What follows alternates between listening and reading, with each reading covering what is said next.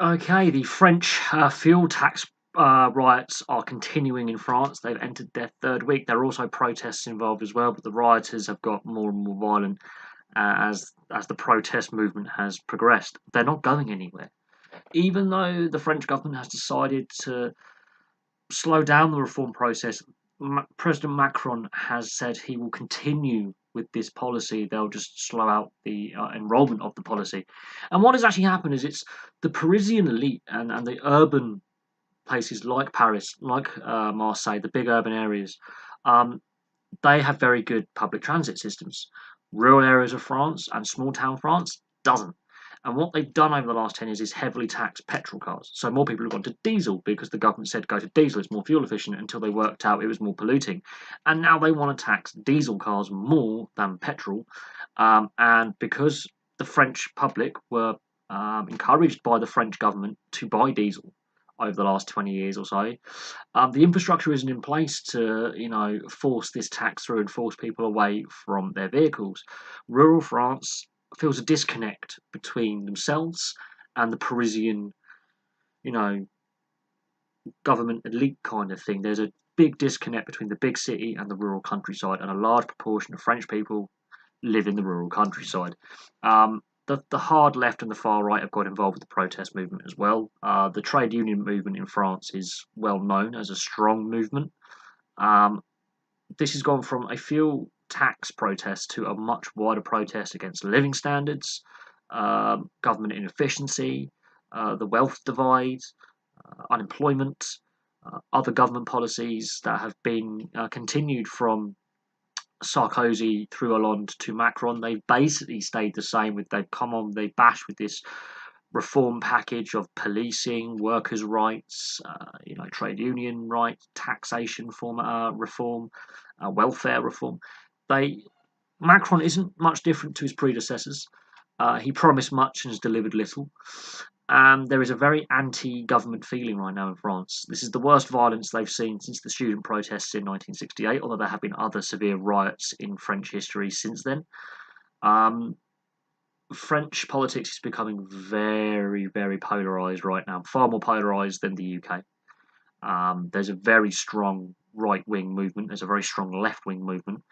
Both the far right and the hard left gained a lot of votes off the middle ground at the last election.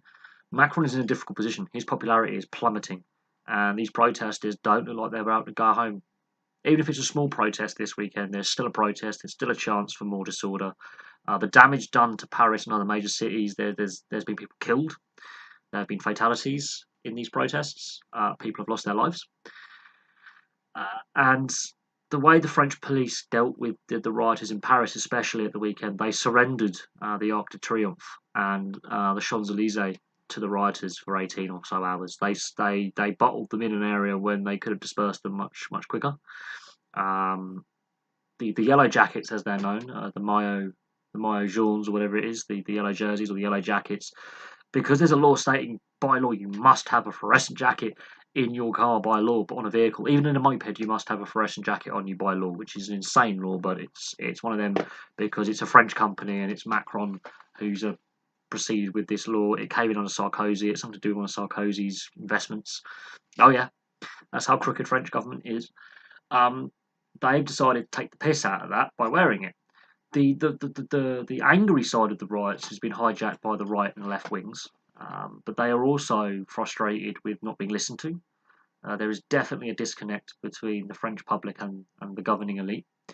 And Macron was meant to be a break from this elite because he formed his own party and said, I've worked for Hollande, it hasn't worked under the socialists. I'm against Sarkozy, it hasn't worked with the more centralist right Republicans.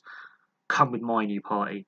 And he hasn't got everyone on side. He's seen as a puppet president, really. He's seen as a president who talks the talk but doesn't walk the walk. And his reform package is more unpopular than Hollande's and Sarkozy's, but they've carried on 2 decades of these reform packages that really polarise the French people. But France does need reform, but they could be going about it the wrong way. They're not engaging with the French public. The Front National is gaining in support again, and these French fuel tax riots continue. and they will continue. They will continue, even though the French government is warming to the idea of slowing down the implementation of this new tax and these new price rises. The oil prices dropped, and that is another thing that is angering the French public. Is by all means bring a tax in, but not when the fuel prices dropped and you want to keep jacking up the prices at the pump. That's not how you reform the system. That's how you lose, and there's a disconnect. In rural France, it's heavily reliant on the private motor vehicle.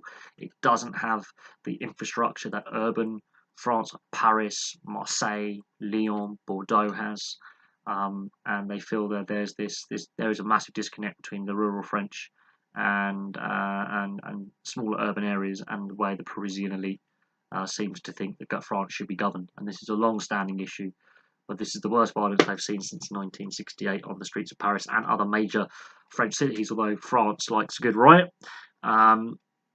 We'll have to see what happens over the next couple of weeks, considering that on my other channel I deal with sport, there are security concerns with sporting events, such as PSG's game against Montpellier has been called off because of the escalation in disorder. Police tactics have been questioned. So there we go. The French fuel tax riots continue. So are you out in France? Are you French, or have you been to France? I mean, I've been through France and I've seen a country that is deeply divided over the last 20 years. Deeply.